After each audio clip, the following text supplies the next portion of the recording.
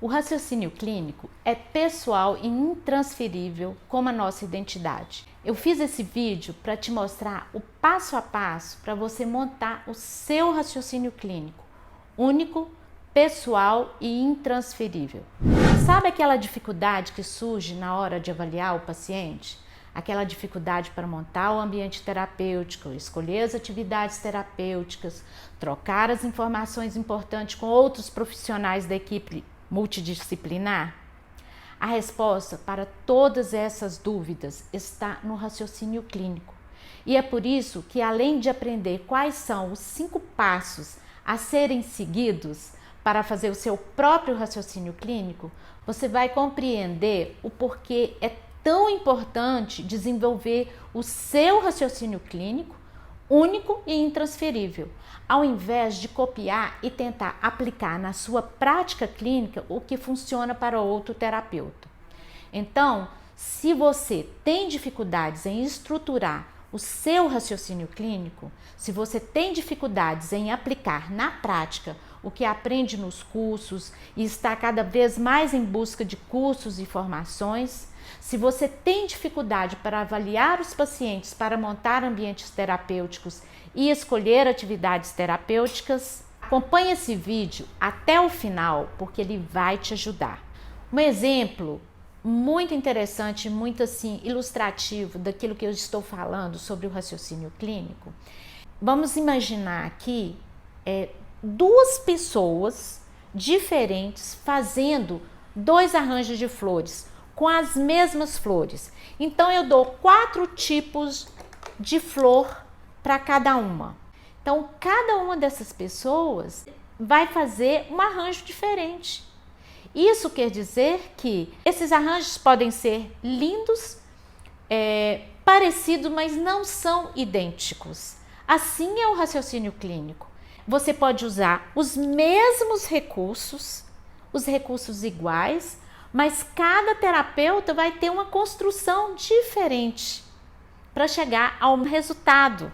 Um exemplo, 2 terapeutas trabalhando a motricidade fina.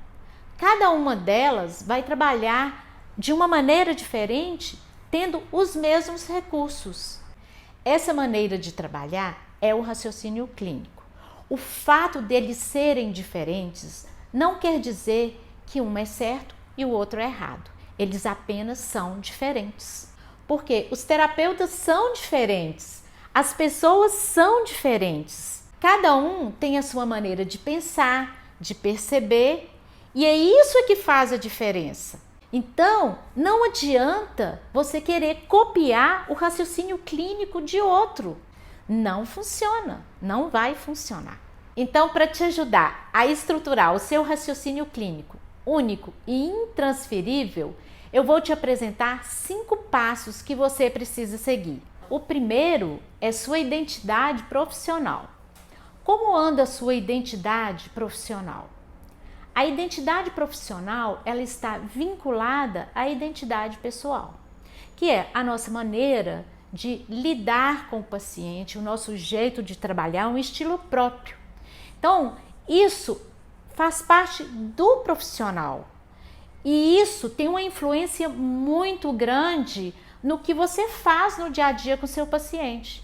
Porque aprender sobre técnicas você aprende nos cursos, né? Estudando, fazendo relatórios, em contato com outros profissionais da equipe.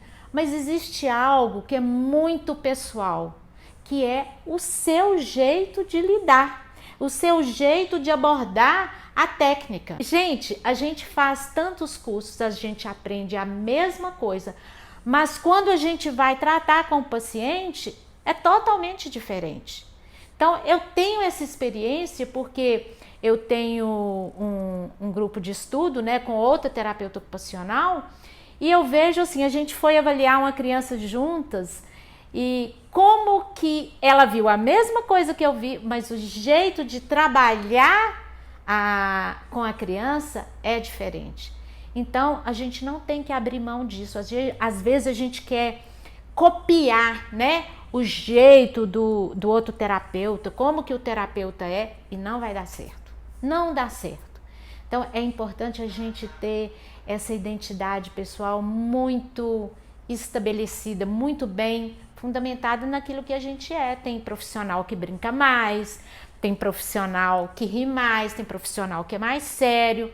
Mesma coisa com as famílias, né? O seu jeito de lidar com as famílias faz parte totalmente do seu vínculo também com a criança.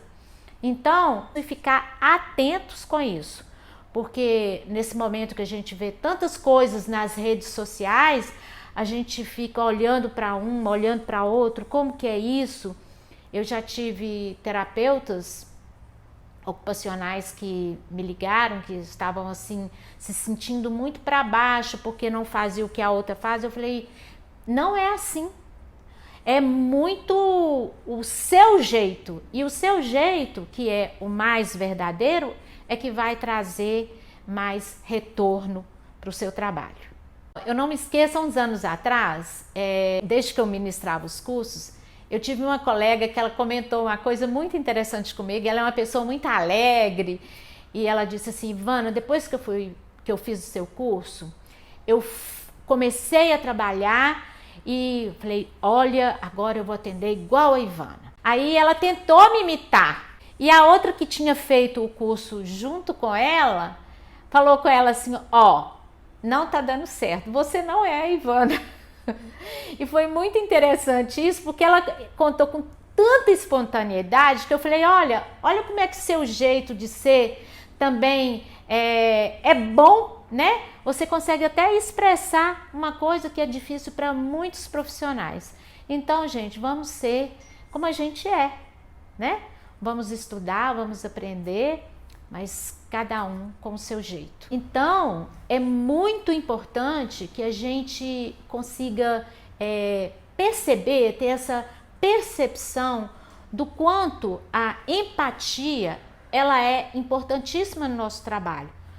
Vão chegar pacientes, vão chegar famílias que às vezes você não tem empatia, que você vê que você tem seus limites com aquela família, com aquele paciente, e é super importante que a gente tenha clareza disso. Isso não é ruim. A gente tem que ser muito sincera com a gente para a gente conseguir passar isso para os outros. Por exemplo, eu tive uma situação há 2 anos atrás que eu estava atendendo uma criança muito difícil, muito difícil. Uma equipe grande, né, de profissionais, de fono, eram 2 fonos, uma psicóloga, e eu senti necessidade de falar com elas que assim, eu queria que uma outra TO avaliasse aquela criança. Eu queria uma segunda opinião. E quando eu falei isso, todo mundo assustou. Como assim? Você vai indicar para outra TO? E falei com a família também que eu queria que eles levassem para outro profissional, que eu queria escutar um outro profissional, que se fosse interessante até fazer essa troca, essa permuta, se a família, né, concordasse. E todo mundo estranhou, até a família estranhou. Mas eu falei, gente, é importante para mim, tá? Isso é pessoal, tá, gente? Não é todo mundo que pensa assim. Mas para mim foi muito importante, porque essa criança foi avaliada por outro profissional e não tinha nada a acrescentar no trabalho, e os pais optaram para continuar com o tratamento. Como estava demorando muito a melhora da criança, eu tive essa ansiedade de procurar outro profissional, deles procurarem. E depois a criança ficou super bem, e era o tempo que ela precisava. Isso foi muito importante, gente, porque isso mostrou para mim, inclusive principalmente para mim, o quanto a minha identidade profissional ela é bem estabelecida, ela é bem fundamentada. Porque muitas vezes as pessoas ficam assim com medo, né? Vai no outro profissional, como é que vai ser? Eu vou perder o cliente? Não, a gente não precisa ter medo disso. Quando a gente tem essa identidade bem firmada, bem estabelecida, fica tudo certo. Um outro exemplo que eu tenho aqui de uma família que resolveu né, pedir o plano, né, de saúde para estar pagando, né, o tratamento da criança, e isso não foi concedido. Dessa família arrumou uma advogada e essa advogada entrou com um recurso que o vínculo terapêutico era importante no trabalho com a criança, porque o plano de saúde estava querendo que a família procurasse um terapeuta que fizesse parte do plano, mas a família não concordou e a advogada entrou com esse recurso falando que o vínculo terapêutico era um pré-requisito super importante, essencial na evolução da criança. E para minha surpresa, para nossa surpresa, isso funcionou. E o plano foi obrigado a pagar o tratamento da criança. Então, gente, eu já estive dos dois lados. Eu já estive de um lado, há muitos anos atrás, quando a minha identidade era nada, né? E aos poucos eu fui vendo a importância de eu me conhecer e me reconhecer dentro daquilo que eu fazia, daquilo que eu faço. Então, de nada adianta muitas vezes a gente estudar, fazer cursos, se eu não tenho aquela bagagem misturada ali comigo. Então, isso dá para a família tanta segurança, é tão importante para eles. Assim, eu converso muito com a família dos meus pacientes, eu explico, eu trago isso para dentro da realidade. Às vezes é difícil para eles entenderem, é difícil do ponto de vista até emocional aceitar, mas quando o terapeuta ele tem essa tranquilidade, ele mostra a simplicidade das coisas do dia a dia dentro do contexto terapêutico, olha, a coisa muda toda, tá? Tudo muda. Então, eu sou, assim, uma defensora muito intensa dessa questão da identidade, principalmente hoje. Primeiro, porque eu já vivi essa loucura que é o que eu sou, como que eu faço. E hoje a questão das redes sociais. É muito bom, né, que a gente vê, conhece os profissionais, tem muitas ideias, é de uma riqueza absolutamente indiscutível. Mas tem o outro lado dela. É o lado que eu vejo um profissional ali de sucesso, fazendo, acontecendo, dando certo, e os profissionais, muitos deles ficam mais arredios, com medo, querendo ser igual ao outro, e a gente tem que tomar muito cuidado com isso. Se o profissional ele tem essa identidade, ele tem confiança no que ele faz, se ele tem um bom relacionamento com as famílias e um bom resultado funcional, nada vai te derrubar. Não são outros profissionais, não são outras especialidades que vão impedir o seu crescimento profissional e pessoal. Então, gente, eu preparei algumas perguntas que eu acho muito importante vocês anotarem e refletirem para ver como está a sua identidade pessoal e profissional, principalmente profissional. Então, do que você mais gosta na sua profissão? O que te atraiu para você escolher essa profissão? Quais suas principais habilidades que te tornam uma profissional única no mercado? Quais suas principais dificuldades profissionais? Quais o tipo de paciente que você mais gosta de atender e por quê? Que tipo de pacientes você não atenderia? Porque existem esses casos, né? Como é a sua interação com as famílias? Você é mais próxima? Você é mais arredia? Você prefere uma relação mais formal? Como que é isso? Porque a interação com a família, ela é muito importante na evolução dos pacientes. O segundo ponto é a investigação do desempenho global. Então, eu vou dar um exemplo aqui para ficar mais claro sobre esse tema, tá? Eu recebi uma criança, né? É muito comum esses casos na clínica, né? Chegar, tá com problema para escrever, escreve devagar, a letra não é boa, né? E assim a escola começa a indicar adaptadores e não funciona. Tá bom. E aí, como que a gente vai trabalhar essas questões? O que aconteceu? Essa criança que foi encaminhada para mim, como já aconteceu várias, né, com esse tipo de dificuldade, ela vem com esse sintoma. Outros problemas estão alinhados com ele. Tipo, como que eu vou investigar por que essa criança está com um problema na escrita? O que está acontecendo?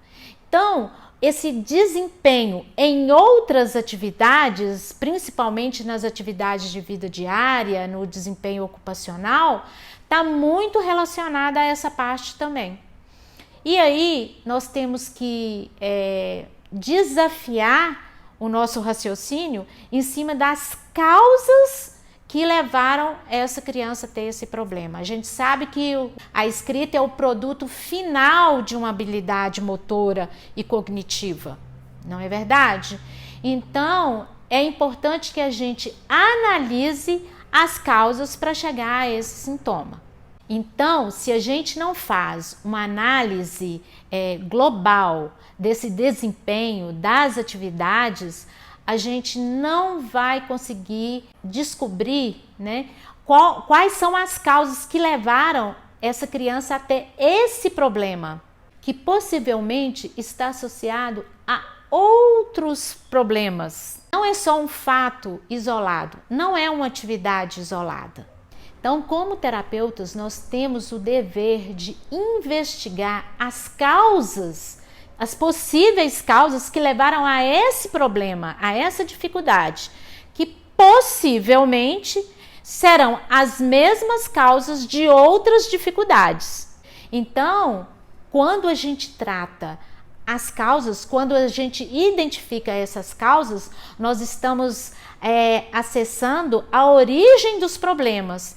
Aí nós vamos conseguir tratar o problema. Quando a gente vai na origem, quando acessa exatamente de onde ele veio.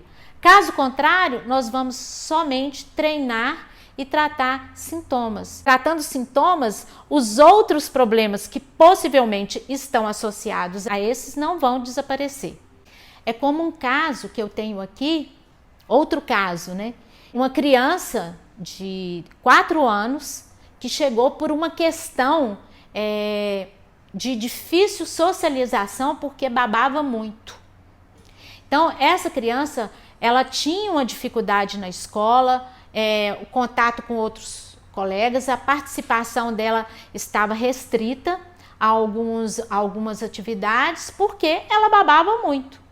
E aí a família trouxe para analisar o que era que estava acontecendo, porque já tinha feito fono, já tinha ido ao médico e o que acontecia. E aí quando eu fui avaliar, a boca dele estava toda ferida e sangrando, porque ele estava atendendo a comandos verbais tipo fecha a boca, por orientação de uma terapeuta, que falou, não, tem que ensinar para ele que ele tem que ficar de boca fechada. Então, de nada adianta uma avaliação focada, específica no sintoma e na estrutura. Porque enquanto foi avaliado e orientado a respeito muito específico daquele sintoma, essa criança não melhorou. E qual que foi a minha conduta? Analisar, avaliar qual que era a origem daquele problema, dele babar tanto. E aí, no decorrer das sessões, eu fui entendendo e percebendo que era uma criança que tinha um tônus muito baixo, um tônus funcional muito baixo, uma criança que tinha uma dificuldade muito grande de respirar, que usava os músculos superficiais, da respiração, e isso veio com uma série de coisas, vários sintomas, até chegar na disfunção sensorial. Então, quando você trata só o sintoma, tá? Podem acontecer duas coisas. Se essa criança melhorar o sintoma e essa causa desse sintoma, a origem desse problema não foi tratado, possivelmente em outro momento surgirão outras limitações de atividades. Ou então, essa criança não vai melhorar. E aí, a tentativa de melhorar aquele sintoma faz com que o tratamento fica arrastando por muito tempo e não melhora. E a gente sabe que os nossos objetivos funcionais, eles têm um tempo que eles têm que ser cumpridos, né, a curto, médio e longo prazo. Se a família não perceber essa melhora, a gente não vai ter o sucesso, o reconhecimento do nosso trabalho. Por exemplo, voltando na questão da escrita, quantas vezes eu já avaliei crianças que já trataram com outros terapeutas e vieram novamente porque estão com problema a parte da escrita, a parte das habilidades motoras finas e motora fina, e aí quando a gente vai ver, tratou a parte específica, né, da apreensão, do jeito de pegar no lápis, com adaptadores, com outros recursos, mas na verdade a causa do problema está lá no ombro. Então a criança vai escrever com o posicionamento da mão correto, com o ombro desalinhado. Então, a gente tem que tomar muito cuidado com isso. Eu sempre digo que sem descobrir, sem investigar a causa, a gente não tem um bom resultado funcional. Por isso é que no FAME eu falo muito sobre isso. Eu ensino a base que você precisa saber para compreender a lógica dessa avaliação, porque tem uma lógica, gente, tem um raciocínio clínico. Como fazê-la sem perder esse caminho, essa direção? Quais os aspectos do paciente que nós devemos avaliar para irmos além daquela queixa que chega para nós? Na maioria das vezes, gente, aquela queixa que levou o paciente para tratar é apenas uma pontinha do iceberg, porque quando a gente vai investigar, quando a gente começa a analisar, outras questões vão surgindo. E quando sabemos que esse olhar mais profundo é muito importante, o nosso tratamento fica muito mais fácil. O terceiro ponto é a configuração terapêutica. Então, o que é importante a gente analisar, né? Como que o paciente se apresenta, né? Quais são as dificuldades dele, quais são as limitações de atividade dele naquele momento, quais são os objetivos funcionais, né, terapêuticos e da família. A gente tem que traçar um plano de ação, né, um programa que venha de encontro às necessidades da família e as necessidades terapêuticas, para a gente conseguir um bom resultado. Para que isso aconteça, nós temos que ter um ambiente terapêutico adequado, ajustado, e entender qual a influência do ambiente terapêutico nesses objetivos do momento. Eu sei, gente, que é muita coisa para a gente pensar, mas eu estou levantando os pontos aqui que eu considero importantes e que fazem parte do dia a dia do nosso tratamento. Então, o ambiente terapêutico são os recursos que eu vou utilizar, né? Os materiais, os equipamentos, os objetos, os brinquedos. Então, dentro do ambiente terapêutico, eu entendendo desse ambiente, eu vou conseguir fazer uma atividade terapêutica adequada. Eu vou conseguir fazer uma análise de atividade. A análise de atividade, ela não é desvinculada do ambiente terapêutico. Eles têm que ser totalmente alinhados. Gente, outra coisa importante. Eu tenho um ambiente que é uma sala, com recursos, com com equipamentos, né, com tudo que a gente trabalha. Só que esse ambiente, ele vai modificando de acordo com a necessidade de cada paciente naquele dia. Então, hoje eu tenho um programa para aquele paciente, mas eu vou analisar também como que aquele paciente está naquele dia. Então, o ambiente ele muda.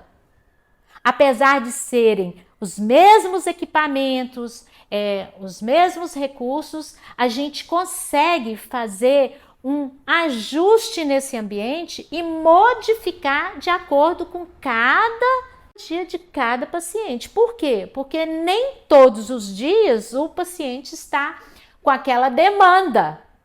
Então, os ajustes, eles são super importantes. Eu vejo isso nas minhas anotações diárias que eu faço de cada paciente, né? É até uma dica, eu não sei se vocês fazem isso, mas eu descrevo todos os dias dos meus pacientes o desempenho.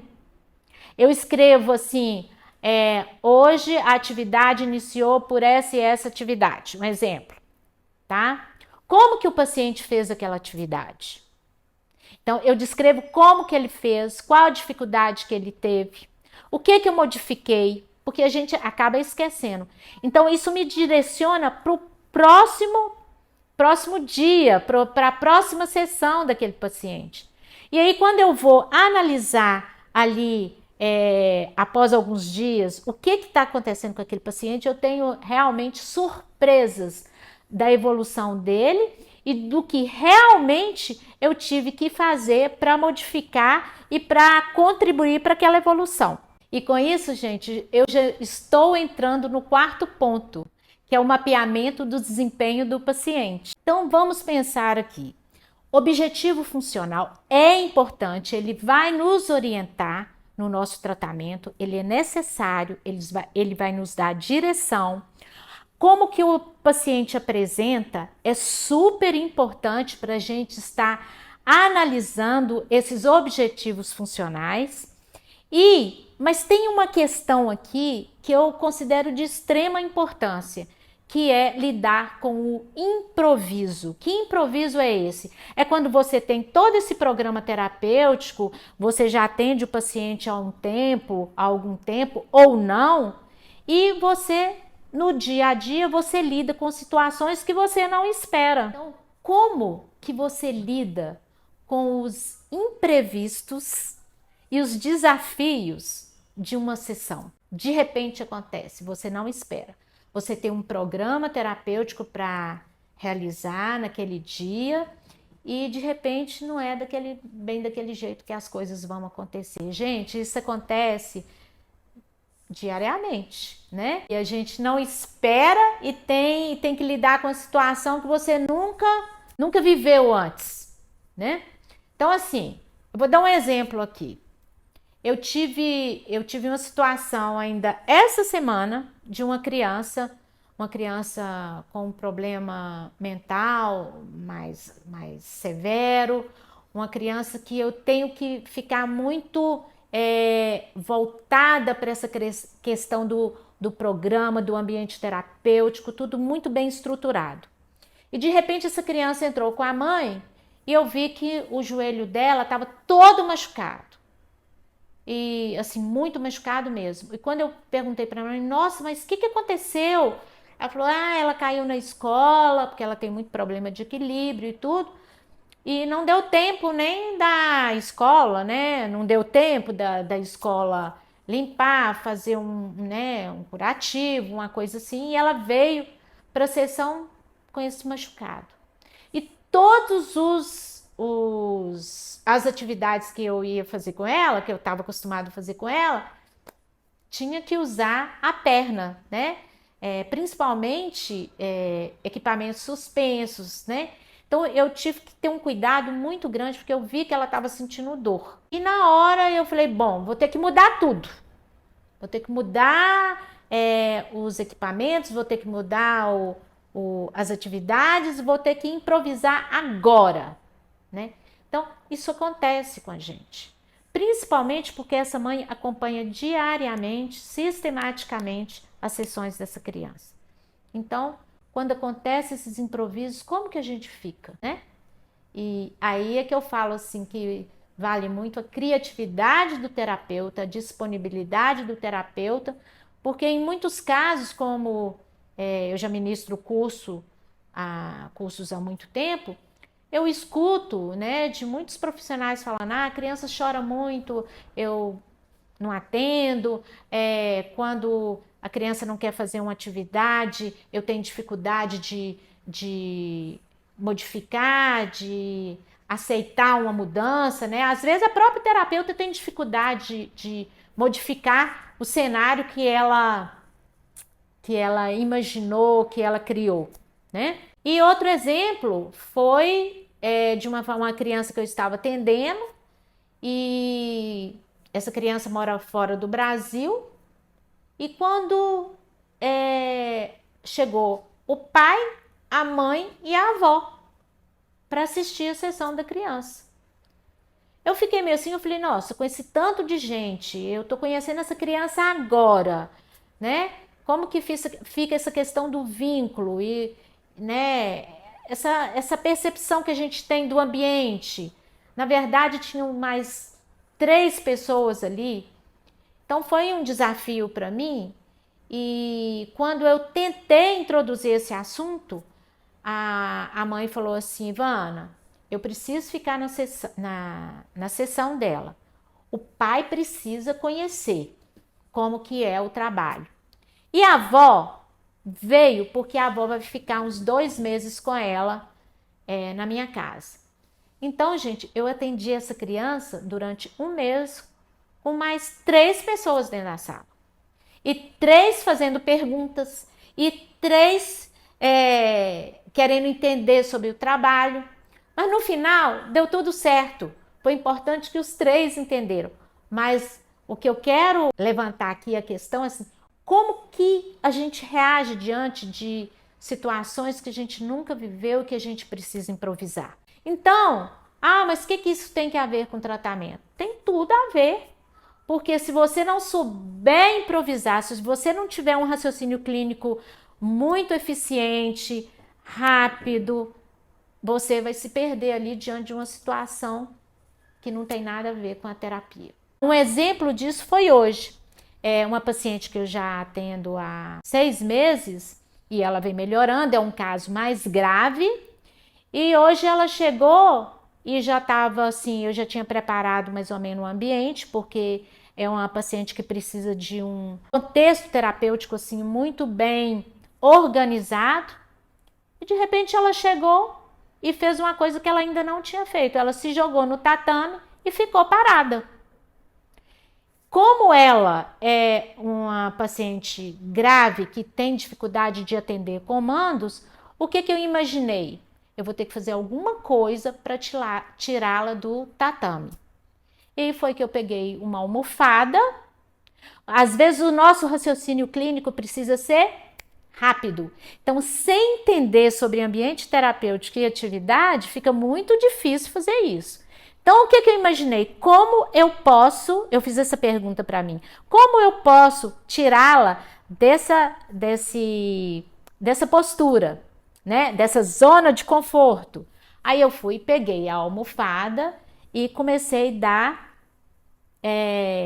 estímulo profundo para ela reagir. Quando ela percebeu, já tinha um tempo que eu estava fazendo esse movimento com ela, ela levantou sozinha e aí foi mais fácil para mim conduzi-la até o equipamento. Então, esse é um dos exemplos que às vezes se perde.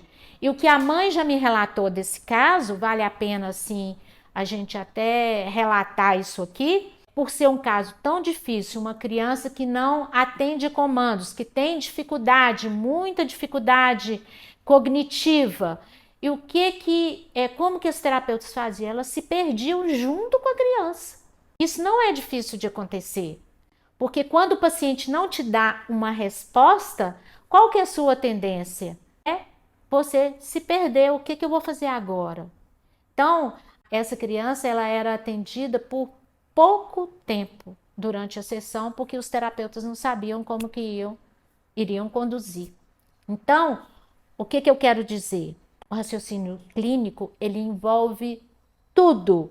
Ele envolve a análise do ambiente terapêutico, análise de atividade, objetivos funcionais.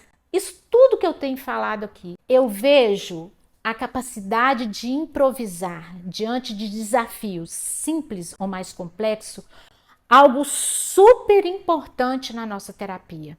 Eu considero isso uma questão de raciocínio clínico mesmo, porque citando esse exemplo dessa criança que chegou, se jogou no tatame, vocês podem perguntar: ah, mas o que tem? Era só pegá-la e levantar. Mas não é bem assim. Por que eu fiz isso com ela? Porque ela é uma criança que está acostumada a ter atitude muito passiva, a responder com muita passividade. Então, assim, se ela se joga no chão, a mãe vai lá e levanta e faz mais esforço do que ela mesma para ter atitude de ficar de pé. E o que eu fiz? Eu reverti isso. Eu peguei um estímulo e usei em benefício dela e meu também. E eu tive uma resposta positiva. Então, só que eu não tinha programado isso. Mas se eu não tiver esse raciocínio clínico e não tiver esse pensamento, esse raciocínio, ver a importância do ambiente terapêutico como uma influência extremamente importante, se eu não conseguir analisar isso, eu não vou conseguir improvisar diante de desafios, de situações do dia a dia. Outra questão muito comum relacionada ao mapeamento do desempenho é o engajamento do paciente nas sessões. Isso é muito comum. Às vezes a gente tem duas situações que são bastante frequentes no nosso trabalho. O paciente que se nega a participar da sessão, que não quer, que é um paciente mais passivo, e o outro paciente que não aceita os desafios que a terapia impõe. Então, diante dessas duas situações que são tão frequentes e tão comuns, como que você lida com isso? Então, mais uma vez, dentro dessa situação, a gente vê a questão do raciocínio clínico. É você saber analisar por que aquele paciente não está engajando na sua sessão. E aí, o terapeuta tem um papel importante também nesse engajamento, porque a forma e o jeito que ele vai lidar com essa situação vai fazer toda a diferença. Gente, eu falo também não só do engajamento do paciente, mas do engajamento do terapeuta, da percepção, da observação que ele tem que ter para ele conseguir engajar nessa sessão com a criança. Então, hoje, por exemplo, eu tive 2 casos de 2 crianças, uma seguida da outra. Então, assim, uma entrou e foi direto para um equipamento e quis ficar lá sem fazer nada. E eu sabia que ela estava numa situação que ela precisava de um estímulo naquela hora. E aí, o que eu fiz? Eu comecei a usar de outros recursos e me aproximar dela de forma que despertasse nela o interesse pela sessão. Se eu tivesse uma participação muito passiva, né, ela ia ficar ali no equipamento e falava: não, não quero fazer nada, e aí eu ia aceitar, que não era o caso. E a outra situação foi de uma outra criança que não quis participar da sessão porque estava difícil o exercício. Mas na verdade não estava difícil. Ela simplesmente queria controlar aquele momento como ela faz em casa.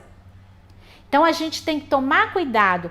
Será que ela não está dando conta ou ela está querendo fazer um movimento que é comum fora da terapia?